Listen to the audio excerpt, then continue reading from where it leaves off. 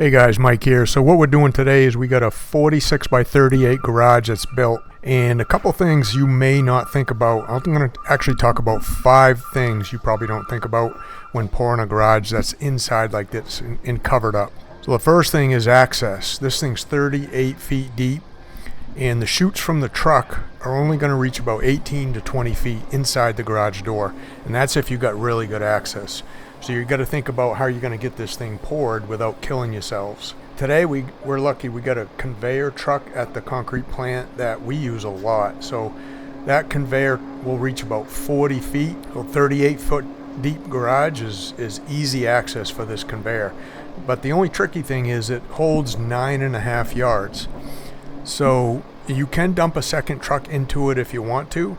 It's just quite slow, and they do charge extra per yard when you're dumping a second truck into it. Now this truck itself, they do charge $250 to get it on site. So it's not anywhere near how much a concrete pump truck costs, but there is a fee to use the conveyor truck.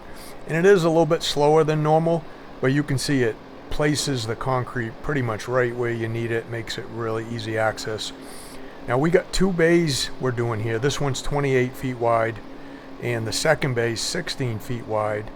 It's the same depth, and you're going to see us use a 16 foot, what we call a cold chute, for that bay because it's not very big and we got plenty of guys here. Now we could have used it for this too. We just thought it would be a little quicker, a little less strenuous, just to get the conveyor truck here and get 9.5 yards dumped right off it in this bay versus just using the cold chute and pulling all that concrete around.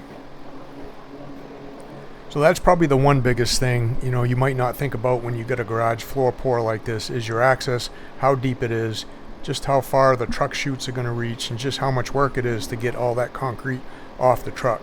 You can see that one telescopes in and out about 10 feet. So once he pulls that thing all the way into about 30 feet, then we got to stop, pull him ahead, adjust it back out, and just finish dumping him out like that.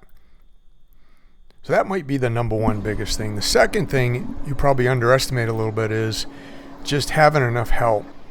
So if it's just 2 of you pouring a garage floor like this, that's going to take a really long time. It basically takes one guy to hold the chute, like Darren's holding the chute or the tremmy on the end of the conveyor. And then it takes another guy right behind him kind of breaking down the concrete, getting it to grade. And that's how it works best. So there's 2 guys right there just getting the concrete out of the truck. So if you're just 2 guys doing this, you're going to be really slow. So you just got to compensate for that by not having your truck show up back to back. Now the way we like doing it is we usually like pouring a truck right out 9.5, 10 yards, and then getting our edges magged, getting our grade pads shot, and then jump right on the power screed like we're doing here. And because of all the experience we have, there's one guy can really rake behind the power screed, and you can see Eric's jump back over there behind the tremmy, and he was kind of breaking that down just to get that truck emptied, get him out of the way, and get the second truck in. So having enough help is another big thing that you need to think about. See, there's 4 of us here, and even with 4 of us, it's not like super fast. You can only go as fast as that truck will dump it out of the chute. But the good thing with 4 of us is we can actually start screeding the concrete before the truck is even dumped. That power screed, that DeWalt power screed, that's got a 14-foot board on it. And that works really good on a garage 28 feet wide. 28 feet is actually from the outside of the foundation to the outside. So inside is about 26 foot 8 inches. So a 14-foot board works perfect for something like that. It can reach both sides. All right, going good. We got the conveyor on that first truck just to make pulling that a little bit less. It's about 40 feet back from the garage door. Now this bay we'll just use a 16-foot chute because it's a little smaller, but that one made it a ton easier.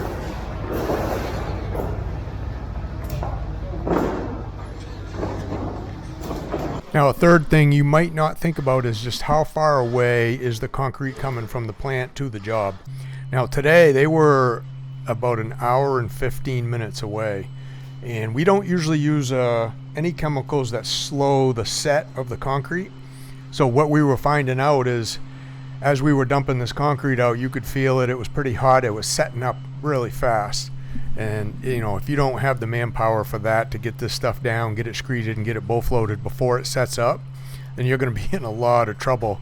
So you might want to think about, if you're not that experienced, just adding a set control chemical at the concrete plant right into the concrete itself. Now where we live in Maine is, a lot of our jobs are usually 30-minute ride, 60-minute ride. Sometimes they're 80, sometimes an hour and a half, but not, we don't usually take jobs too far away unless they're for a regular contractor. So we have to deal with warm concrete all the time. Even though when I order the concrete and I tell the batch man, make sure the guys, you know, empty out their water tanks early in the morning and just have all fresh cold water in the tank, because if they come back late in the afternoon or early evening from the previous day in their water tanks, they have 300-gallon water tanks on their truck. Let's say it's still half full, it's got 150 gallons in it, and they just leave it in there overnight, and it's been 90 degrees that day, and it only gets down to, let's say, 75 at nighttime. If they just add water to that in the morning, well, the water in their tank is a lot warmer than it would normally be. Then they show up on site like this, stop mixing up with warm water, and the concrete's been in the drum for over an hour. That stuff is going to really set up fast on you. So it's really important that you tell the batch man, or at least ask him if the guy's got really cold fresh water in their tanks first thing in the morning. And that's a little bit of a problem if you're pouring in the afternoon too. You know, that water's been sitting in there all day. If they haven't used it all, sometimes, you know, they'll only use maybe a quarter of the tank on a job. They'll go back, get reloaded, go to another job. That water's been in there for 2 or 3 hours. It's 90 degrees out. The sun's been beating on the tank. You're just going to be mixing with warm water. So that's going to put you in a world of hurt if you're not ready for it. So we have to deal with that a lot, and we're used to it. So we know as soon as that concrete comes down the chute, we'll touch it with our fingers and feel it and see if it's warm or hot or cool. And that gives us a little bit of an idea of just, you know, how much pace, how fast we have to work to get it down. This stuff we could tell. We could tell by walking in it. Like Luke's there in the gray shirt on the left. Like, he can feel that with his boots. You pull your boot out and it doesn't quite fill back in very good, you know the concrete's already setting up fast. So you got to think about that if you're pouring quite a ways away from the concrete plant. Now what we're doing here is, you can't quite see it. See that 3-foot doorway on the other side? There's another one right here by the video camera.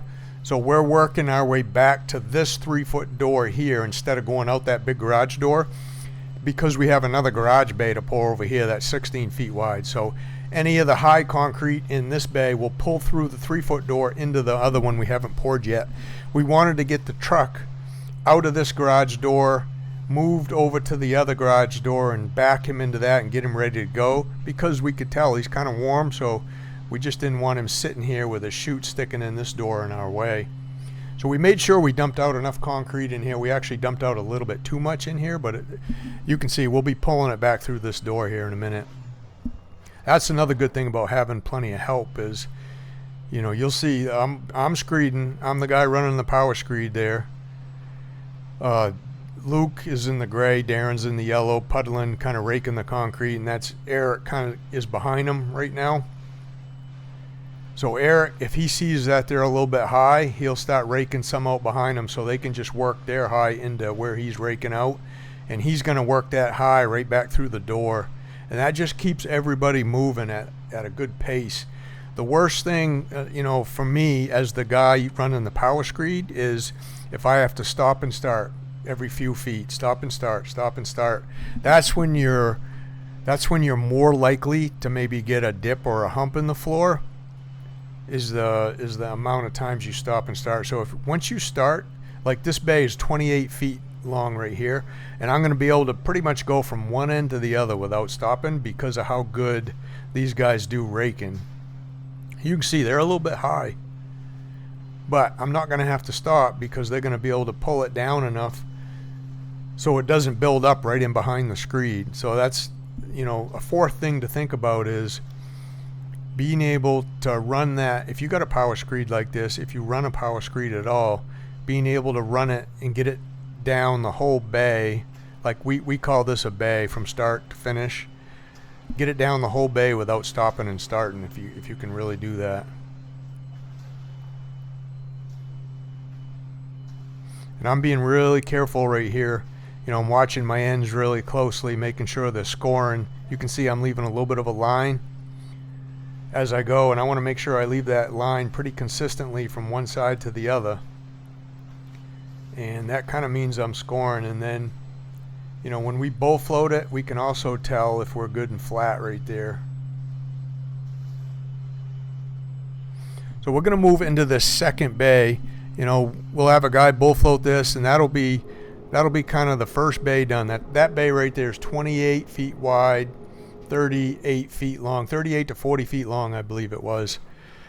And the conveyor truck made that really easy. So I'm going to just finish up. I'm going to use a little 4-foot screed, get through this door, and then we're going to hook on the 16-foot chute. Now we have multiple types of extended chutes like this. We got 2 of these 16-footers, got a 12-footer, got a 10-footer, got an 8-footer that we use all the time.